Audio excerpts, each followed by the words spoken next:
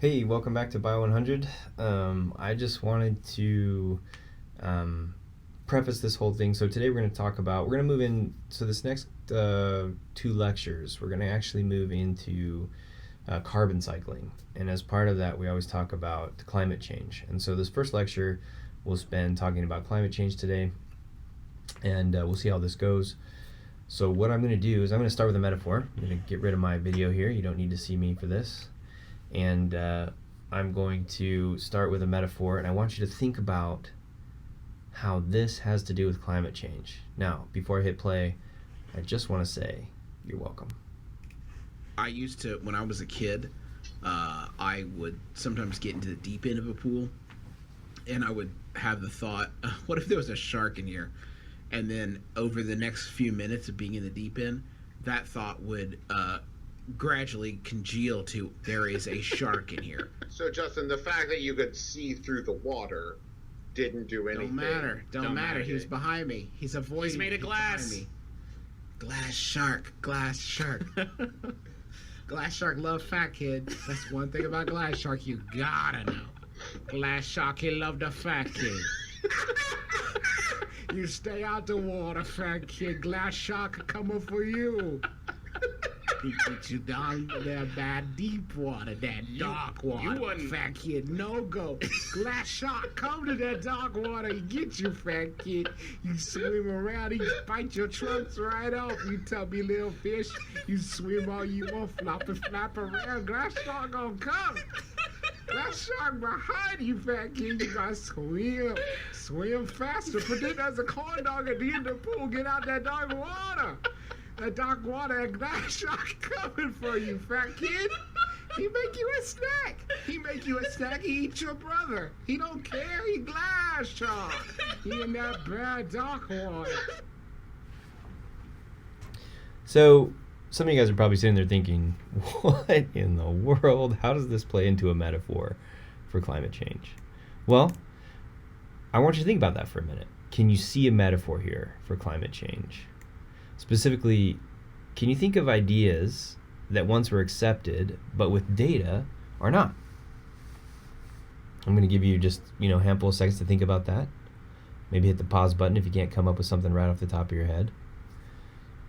And then this other part is kind of this idea of, can we just keep focused on the data? And the reason I bring this up is, now there's lots of metaphors here, and people could use metaphors for and against climate change. And that's perfectly fine. I want you to be able to do that.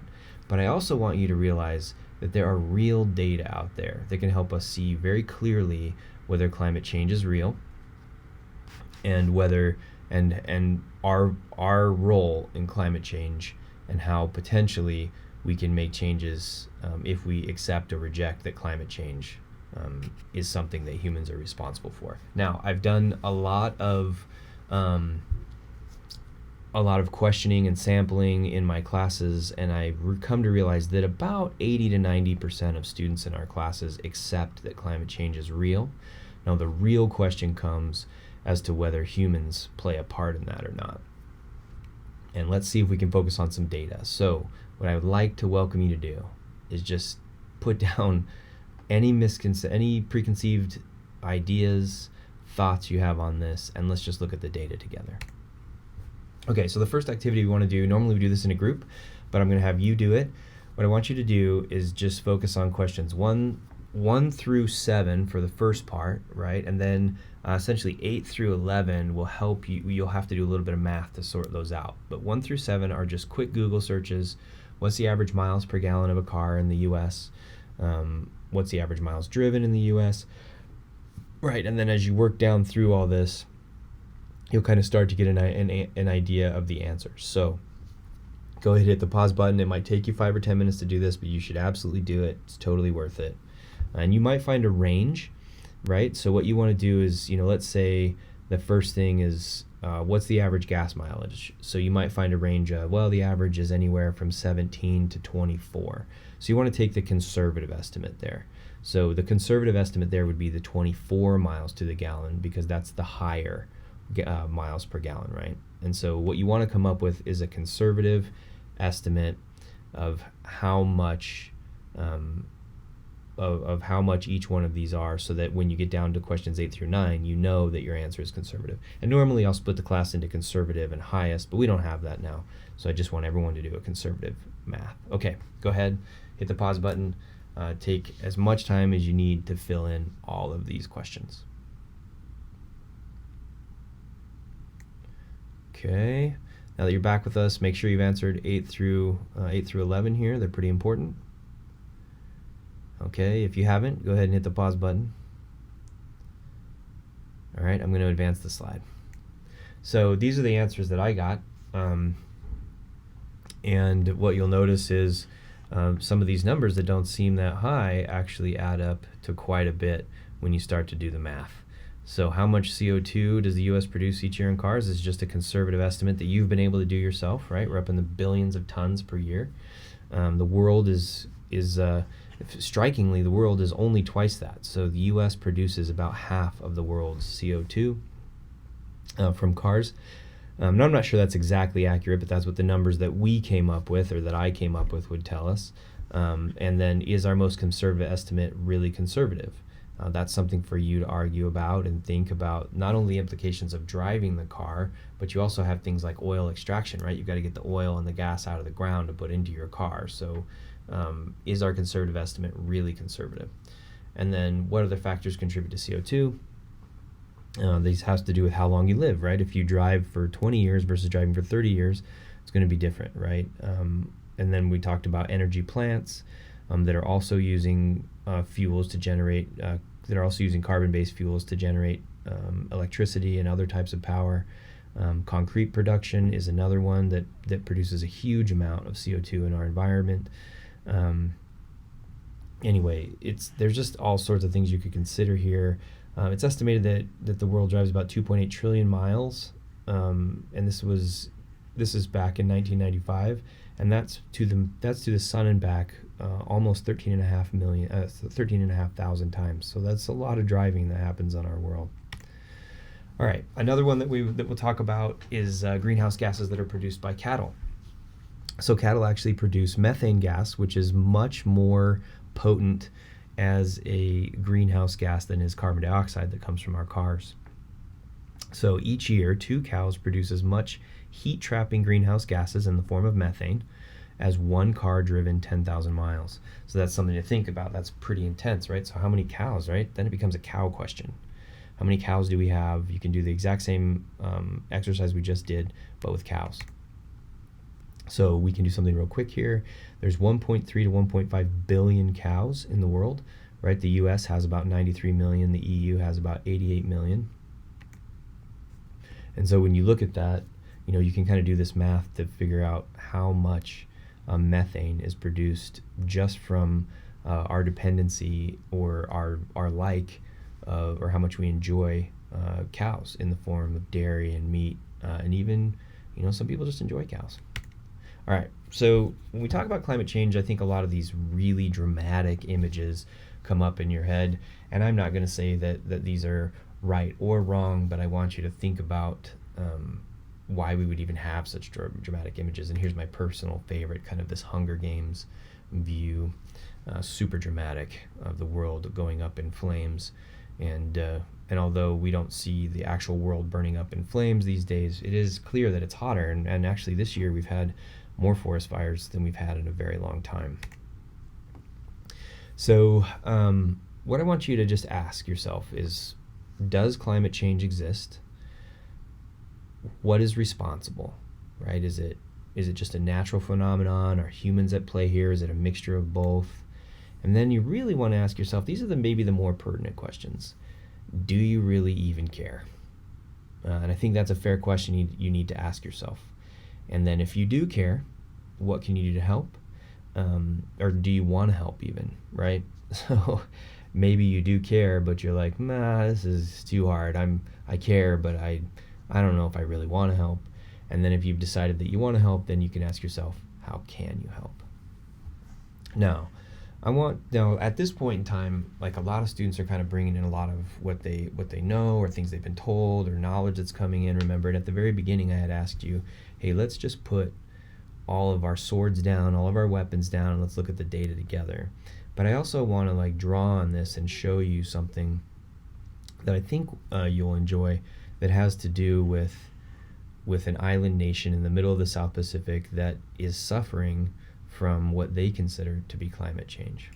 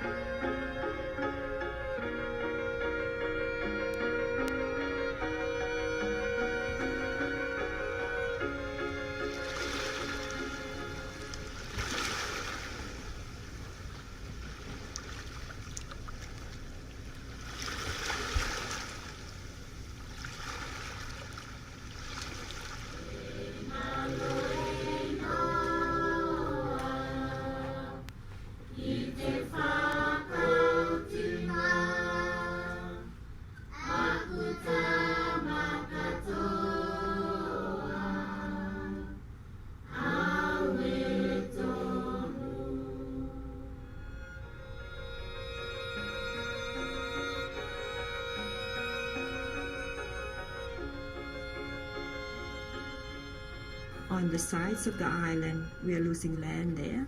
It's during the strong winds, and in particular the tropical cyclones when they occur. We are continuously being flooded, and also the flooding has actually increased in frequency. In the 1980s, we normally see it in February or January, but now we can actually see it November, December, Jan, Feb, March. It's about half the year we can actually see these high tides flooding our land.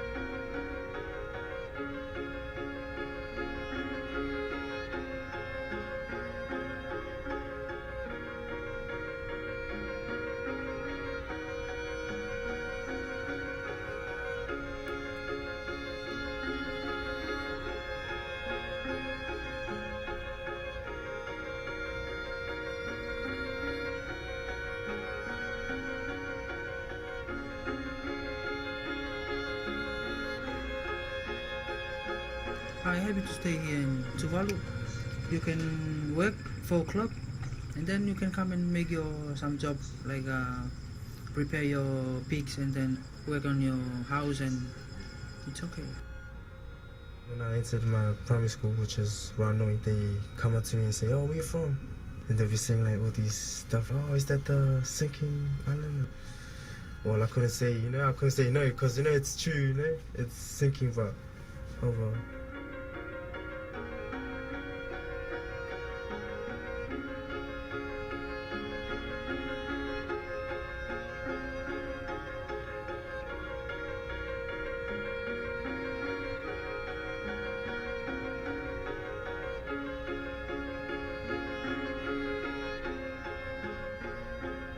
Here you can't survive like having no work. If you don't have money here, you die, Back in Tuvalu, if you don't have money, you survive on your own local food. We have plantations, we go down to the sea and fish. We just eat coconut and fish and that's it,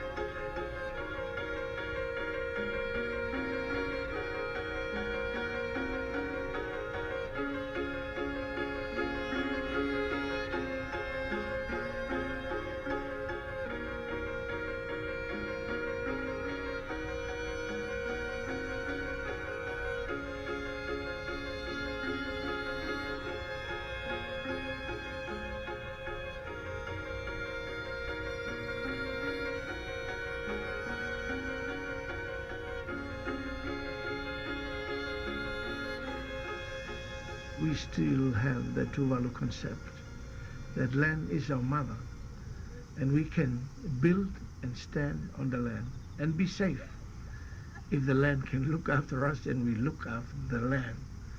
So purchasing this land is for us to invest our long vision of establishment, and especially to accommodate, the needs of the migrants from Tuvalu because of the global warming. Here in New Zealand, in 60 years' time, probably the children won't be able to speak the language. And it is our role now.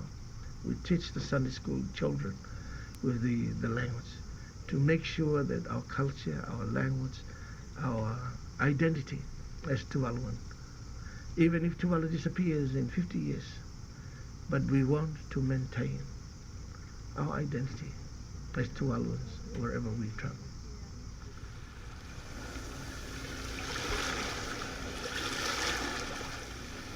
Being wet? We want to walk on dry land. Yeah, so I realized that was probably just a little bit more dramatic than I was going for. But at the same time, I think they bring up some really good points, right? That this is an entire language and culture that is possibly being displaced by climate change. And whether you accept climate change or not, someday you may cross the path with one of these 14,000 people, and you may have to justify your life choices in regard to your contribution to climate change that may, if you accept or reject, depending on whether you accept or reject climate change, have driven an entire culture and language near extinction. And that's really interesting to think about, how my everyday choices could affect these people on this island. Now, some of you guys are sitting there and you haven't quite put your weapons down, right? You've got all these ideas in your mind and you're trying to figure out, exactly what is climate change, where is it, coming from, what are the issues with this? And as part of this, and due to some of our own media and some of our own cultural concerns and the things that we've talked about a little bit, there can be mixed messages that come out. And I think this is a really good clip that we'll watch as well that will help us understand a little bit about some of the patterns we see that don't necessarily drive warmth, but just this idea of just like weird climactic change.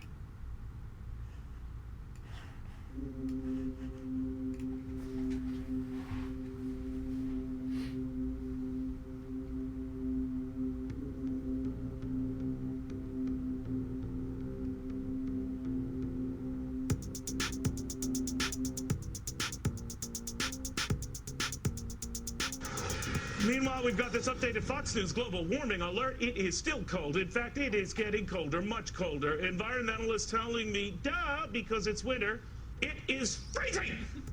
We've heard a lot of talk lately from deniers that cold temperatures are proof that there is no such thing as global warming. It looks like it'll be an annual event for me to remind people that winter still follows summer. So, before we get started, a little review. It was a cool summer, right? Chicago, New York, places like that. So how can it be global warming? This is how. Look at the context. These blue dots over North America represent below average temperatures for the summer, June, July, August, what we call climatological summer. But look at the context. They're lost in a sea of red dots across much of the rest of the globe, just a couple other blue dots here and there. Those red dots are above average temperatures. What that translates to in terms of a ranking for this summer and for August, globally, second warmest on record, period of record going back a little more than a century. June through August, globally, the third warmest on record. The oceans, which had cooled for a couple years, now recovered with a vengeance. August, the warmest on record. June through August, also the warmest on record. And in the southern hemisphere, August was the warmest on record. The warm summer was followed up by a very warm November globally, including abnormally warm temperatures in North America. Ironically, unseasonable warmth set the stage for dramatic winter weather when temperatures did drop in December. Well, let's talk about why we're seeing such a huge and significant lake effect event. The Great Lakes themselves, the water temperature there is still some 3 to 4 degrees warmer than it should normally be this time of the year because of a very mild November.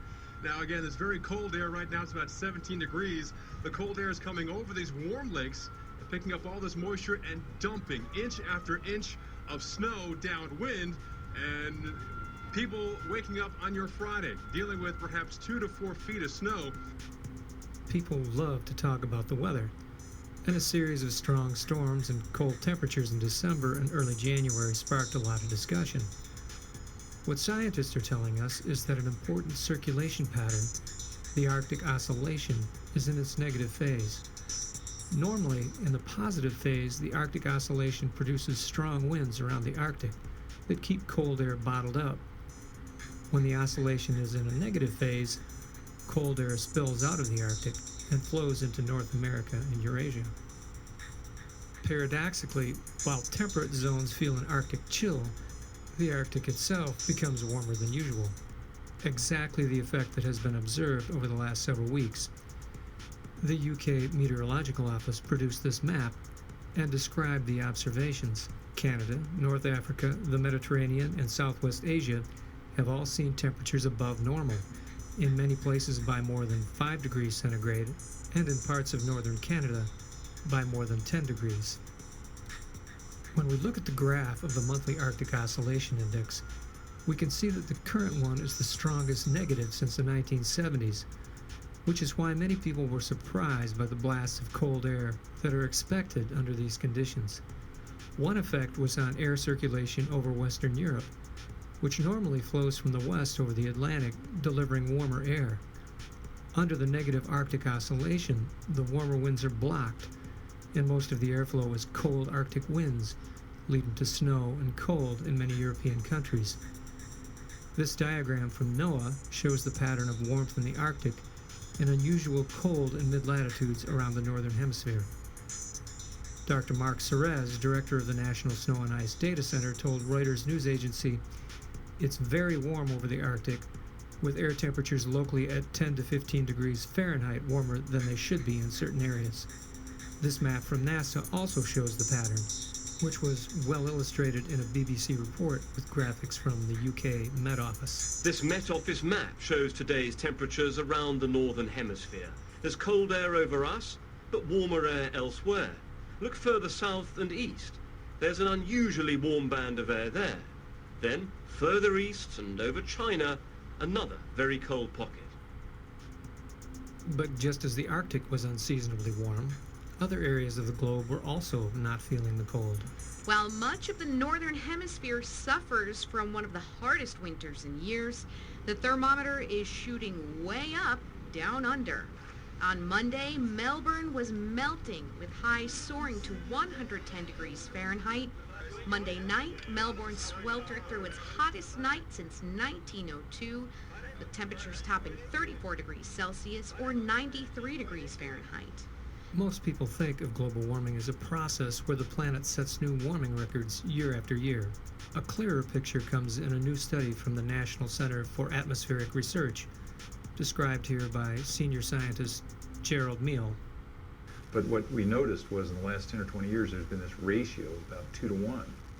So there's been a roughly about, for every 2 record high maximum temperatures, there's only been 1 record low minimum temperature set on average over the U.S. We looked at a model simulation going off into the future, and in this model simulation we had a scenario where we were increasing carbon dioxide and other greenhouse gases going off into the 21st century. And as the climate continued to warm, this ratio continued to grow. So in other words, you get having more and more record high maximum temperatures, fewer and fewer record low minimum temperatures. So by the mid 21st century, this ratio, which is now about 2 to 1, was about 20 to 1. By the end of the century, with this continued warming and this continued change in the distribution of records, the ratio is about 50 to 1. One of the messages of this study is that you still get cold days. Even at the end of the 21st century, in the model simulation, when the climate's warmed up by 3 or 4 degrees centigrade on average across the U.S., you're still setting record low minimum temperatures on a few days every year. So people always get very alarmed if there's a cold snap in the winter, and they say, well, what's happened to global warming? We're freezing out here. And you say, well, that's just the weather. You know. The Northeast, we're talking temperatures well above average. Boston heading up to 43, warm in New York at 44. D.C., we are in the 50s. That's about 10 degrees above average. And no cold in the Midwest either. We are well above average here. Friday temperatures about 20 degrees above average in Bismarck at 39 degrees. Will be warm in Kansas City, and Denver will be mild, and in Great Falls, Montana, about 20 degrees above average. The warmth hangs on Saturday all across the Midwest. When I look out at the world from a limited perspective, my senses tell me that the Earth is flat. For thousands of years, most human beings probably believed that this was so. But in a technological, scientific world, our perception is greatly expanded, and we have a much larger view of the world and our place in it. We need to understand the larger perspective about our changing climate as well. Sophisticated instruments and advanced science show us the details that our senses could never see. And recent satellite measurements show that, in fact, on January 13th, global temperatures were the warmest for a January day in the satellite record. And this week, NASA released data showing that 2009 was the second hottest year in the instrumental record. We'll be looking more at this new data in coming weeks and months. The science of global climate is vital for us to understand if we are to pass along to our children a planet that is livable, diverse, and abundant. It's the most important task this generation will undertake, and you can keep track of our progress right here on Climate Denial Crock of the Week.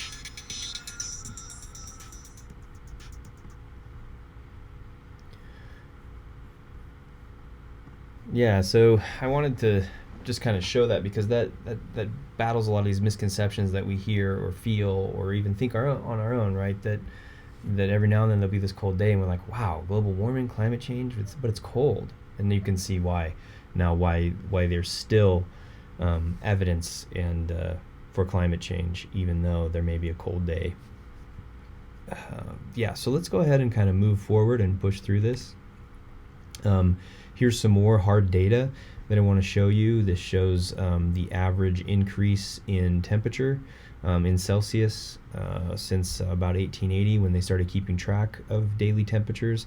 Now, what's interesting about this is that these are from different sources. So this is from NASA, the Hadley Center Climatic Research Unit, right? This is from NOAA, and also the Japanese Meteorological Agency, that have all tracked these temperatures, and you can see the temperatures have gone up, and heavily so, since about the 1960s or 70s, from all four of these different independent agencies. Now, science is very important, right? We need repeatability, and we need large sample sizes to make sure that we're not just seeing something that's very localized in one area. And these are different research groups from both the US and around the world that have very similar trends in tracking temperature. Also, I know some of you are thinking, what about volcanoes, right? Volcano emissions equal just as much as the CO2 emissions that are put out in the world, and that's not exactly true. The total volcanic CO2 emissions on average are about 65 to 319 million tons per year, right? These are the min and maximum estimates. You can see they vary widely, but you have your conservative and your more liberal view of the total volcanic emissions. And then when you look at how much is emitted due to fossil fuel consumption, this is in 2007, so it's quite a while ago, and these numbers have actually come down a little bit, but they're still pretty far apart, right? That you're going to have 29 billion tons of just emissions from fossil fuels a year. So we're comparing billions to millions, right? They're not even close. And for those of you who might have who are just interested in knowing more about other misconceptions, there's a link here. I won't put it there. It is an excellent link that combats a lot of what you'll hear about climate change in terms of, kind of these questions that we have. Well, if we're having climate change, why are we seeing this?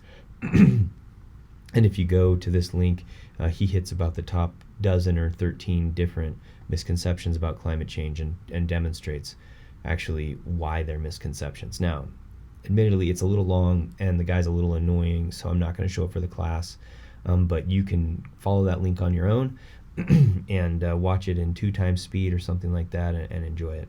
It's really good. But I'll just kind of hit some of this. So in 2019, that was the second hottest year on record. 2014, 15, 16 were the hottest years on record before that. There was a bit of a break during 2017 and 18 in terms of heat. 2015 was 20% hotter than 2014, and in 2016, 10 of the 12 months were the warmest months on record, and this goes back 136 years. And then December of 2015 is the first month to reach this more than 2 degrees Celsius threshold. Now, scientists have warned us about this fact that we don't want to go above 2 degrees Celsius, that once our world climate reaches above average 2 degrees Celsius from what it is normally, that it's going to be catastrophic in terms of what we're going to see of glacier loss, the polar ice cap loss, fires, just the ability to live in and manage our world. Once we get above that 2 degrees Celsius, it's going to be catastrophic. And we're seeing some of those signs today. At least scientists would say that we are. I should also mention that these are independently from NASA and NOAA both. So both agencies, which are both U.S. agencies, are putting these data forward. Some of you might ask, what happens? I mentioned this greater than 2% threshold. What happens as we go up beyond 2%? And I will invite you to hit the pause button and read through these. But we've already seen some of these, right? Decreasing water availability, increasing drought in many regions. You have wildfire risk, which we're seeing heavily right now, especially through this last season and the last several seasons before it. Increase in flood and storm damage. We've seen some of that this season. There's another storm forming today down in the Atlantic. And then just a really, these big issues with infectious disease, cardiorespiratory problems. All of this can be enhanced by climate change. And this is the kind of stuff that we saw up until about 2000, just up into the 2000s, right? So this is from 2007, but there's prediction in 2020 that there's going to be this increased rate of extinction among animals. We'll talk about this more. Massive coral bleaching, which we've actually seen. Increased mortality from heat waves, floods, and droughts. This has been seen just last year in Europe. There was a massive heat wave that came through where I was in France, and thousands of people died in their apartments due to the heat there. Now, then that's because they don't have AC and other things there. They're not part of the culture like they are in the U.S. Nonetheless, these are things we're seeing. And then you can just kind of work your way up here and kind of the risks if we continue on with the current trajectory.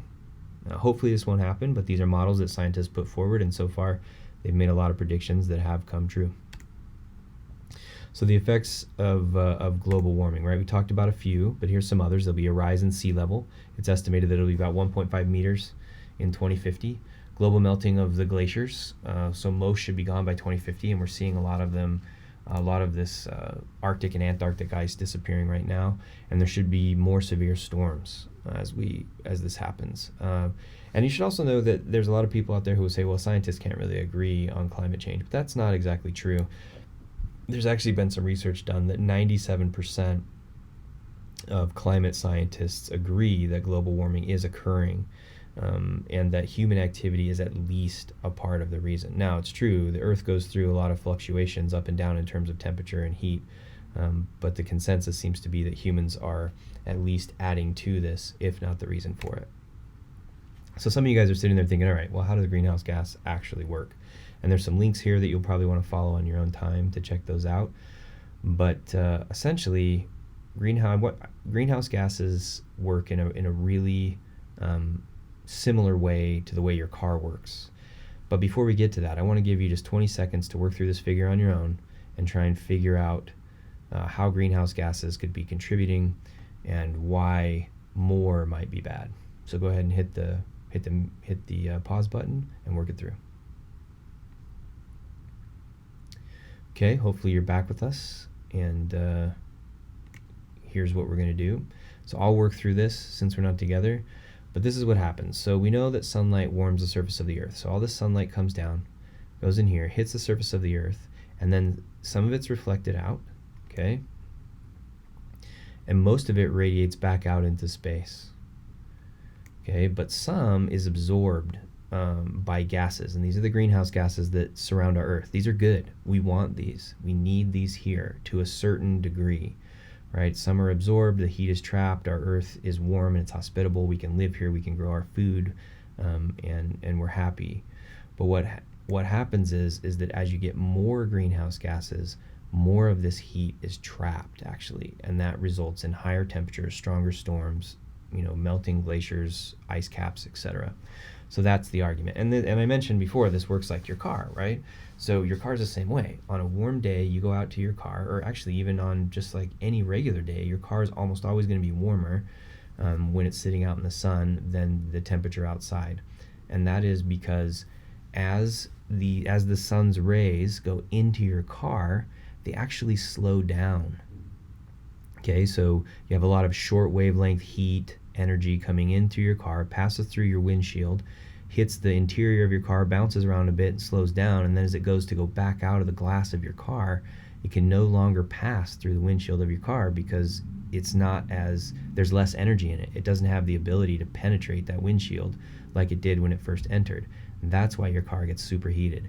That's why you don't like driving your car after you've parked it out in the sun in Las Vegas and Arizona and even Utah.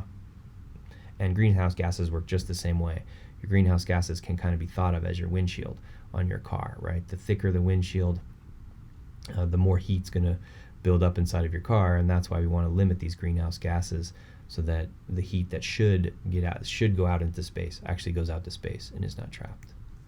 So heat really is just the total amount of energy in a substance, and then temperature measures the intensity of that heat, or how rapidly molecules are moving. So this is what's really cool about water. Water plays a major role in moderating temperatures on Earth because it can kind of be like a heat sink.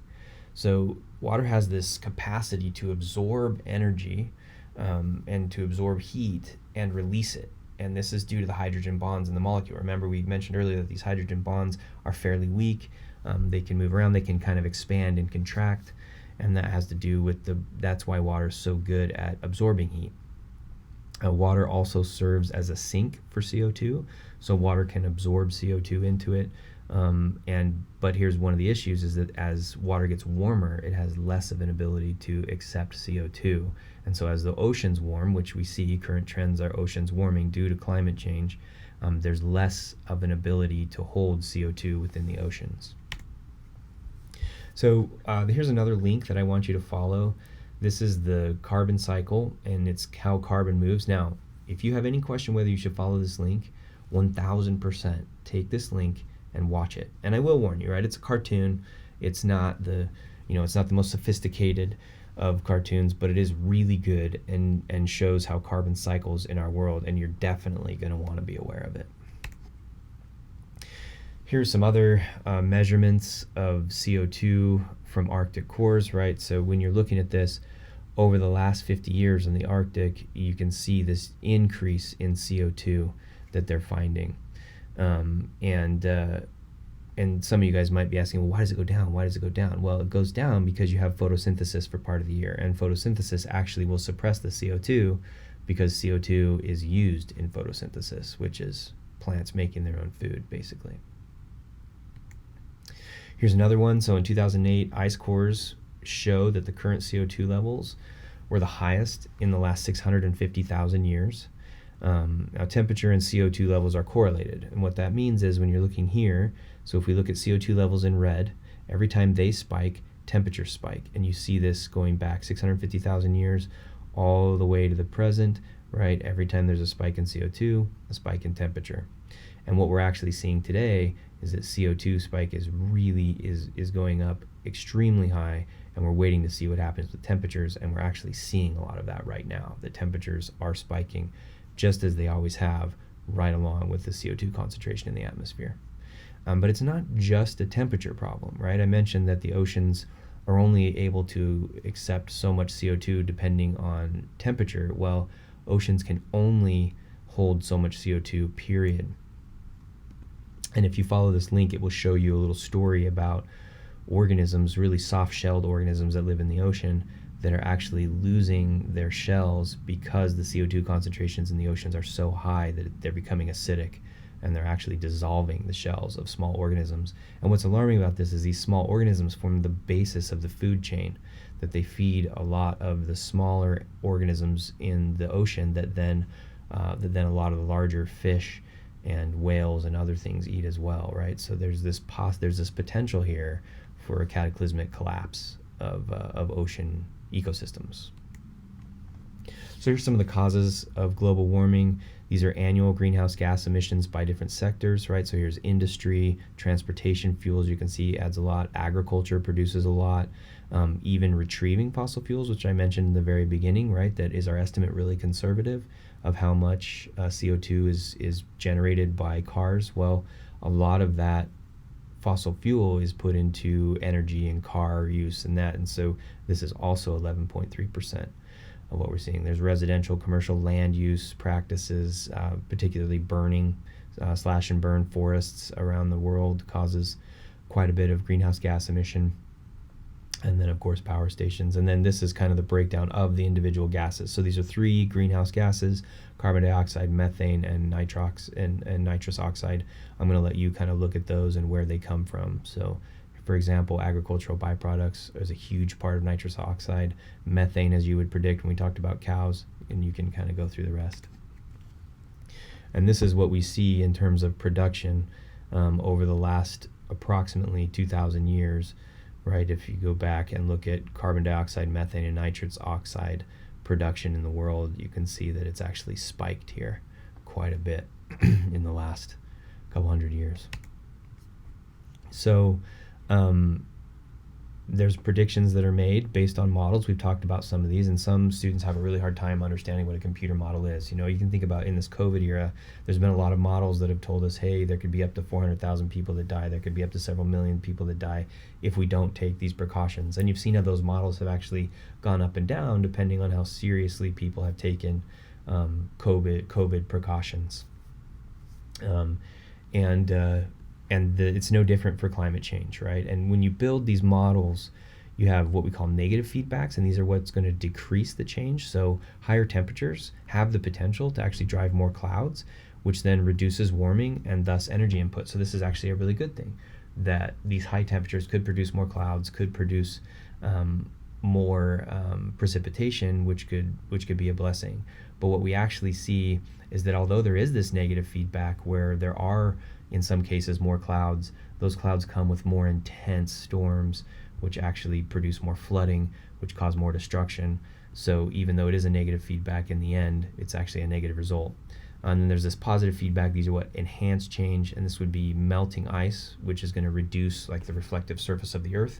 So this means that, you know, as that energy comes into our Earth, it doesn't hit white polar ice caps anymore and reflect back out into space. It comes down and it hits dark ground and is absorbed, and that energy is not reflected like it used to be. So temperatures will rise. So here's some predictions, some effects of global warming if it continues. And what I want you to do is just look at this, right? So it's a little bit subtle. You can actually think of it, but if the average temperature increases to 3.5 degrees Celsius, this is what we can predict will happen to forests and basic shrubland around the world if we have our current climate and the future climate. And I'm just going to invite you to hit the pause button here and kind of look and compare and see where you can see the differences. Okay, so hopefully you hit the pause button. Welcome back. If you're looking at this, you can see that you've got this tundra up here, currently large, vast amounts of tundra, and if we have this future climate increase, you can see that tundra diminishes quite a bit. Now, some of you might be thinking, well, that's great, we get more forest, right? We get more like boreal forest where we get timber from, and this will be awesome for us.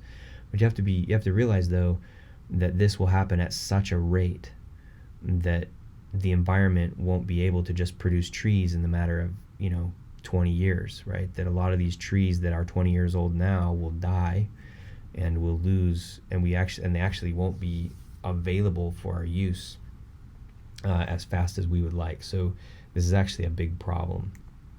Okay, so here are some other causes. Here's a nice figure that just kind of shows overall, right, what happens. So you have glaciers which diminish, temperatures which come up, humidity increases, ice sheets, right? You can see what goes up and down in a climate change global warming model. This appears to be generated by fossil fuels. Deforestation and industrialization are big drivers of this. and this is just the data, right? I'm not trying to make any, statements of feeling here. These are just what the data tell us. And some other indicators here. There's another link you can go to. There's a carbon footprint. Here you can look at how big your personal carbon footprint is, and you can decide whether you want to make some changes. Now, what's actually interesting to me is when we do this, there are students in our class that so I have 7 kids, right? I know, huge family. And what I've actually found is that the carbon footprint of my entire family can be smaller than one single student in our Bio 100 class. Now, there's not a lot, but there's always 2 or 3 where their total carbon consumption is actually more than my entire family. And now that's changed a lot as my children have grown, right? And they've gotten their own cell phones and things like that. It's changed a bit, but still really interesting in your approach. And the question you have to ask yourself is, do you care? Do you want to make a difference? Do you want to do something different in the world? And I'll just give you my personal view on this. I've looked at the data, and I want you to look at the data too. Please do look at the data. Do not take my word for it, but I am convinced that there is climate change out there, and that it is driven by humans and our consumption, and that we can just do a lot better. And so we've decided, my wife and I, we generate a huge amount of our own food. We have massive garden in our yard, and there'll be times during the summer where like 90+% of what's on the table came out of our yard. And this will not only, this will be meat, vegetables, even the juice we're, because of the juice we're drinking and stuff like that, because of our own production. Literally, like, the only thing that's on the plate that didn't come from our yard sometimes are grains, and we don't even eat those a lot of times too. So there's a way that we can all do this and find our way forward by being low level, like consuming as little as possible. There are other things too. So my wife and I, we have a large family, and we started to look around, and we said, hey, like, we can't have the emissions in the environment like our family would if we had a massive car. So we bought a CNG vehicle, which is a natural gas vehicle, and that's what we drove for years and years and years to reduce our footprint. Now, they essentially have 0 emissions because natural gas burns very cleanly. There is the argument of what it takes to get natural gas out of the ground, but it's actually much less than what you get to get traditional oil out of the ground as well. So, we're trying to balance. We're doing our best, right? And now we no longer have, we sold that vehicle about a year ago, and then lived in France and just moved back. And now we did buy a regular gas vehicle, but we drive it about 10% of what we used to. We bought a smaller, much more efficient car, which we can use for about 90% of our trips. We really only use the van when we have a large family outing. And so we're conserving that way as well. And we're just doing our best. And, we've used different lights in our home. We've talked about energy consumption with our children, all this kind of stuff. We recycle everything we possibly can. We actually have 2 recycling bins, 2 massive recycling bins at our home, as compared to just 1 trash can that we rarely ever fill. We're just doing our very best. And we know there's pros and cons of everything out there, but we're just trying to do what we think will be best for our children and our grandchildren, so that they can have like a wonderful world like we have.